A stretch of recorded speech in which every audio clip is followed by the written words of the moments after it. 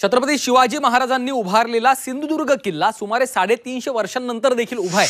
मात्र नुकताच उभारलेला पुतळा कोसळणं हे दुर्दैवी असल्याची टीका खासदार अमोल कोल्हेंनी केली आहे। तसंच हा पुतळा पुन्हा एकदा सन्मानाने उभारण्यात यावा, तसंच या कामाच्या दर्जाबाबत कसलीही तडजोड केली जाऊ नये असं आवाहन देखील कोल्हे यांनी केलेलं आहे। छत्रपती शिवाजी महाराजांचा पुतळा म्हणजे केवळ पुतळा नसतो, तमाम शिवशंभू भक्तांच्या भावना त्याच्याशी जोडलेल्या असतात। ती एक शिवप्रेरणा असते, ते एक प्रेरणास्थळ असतं।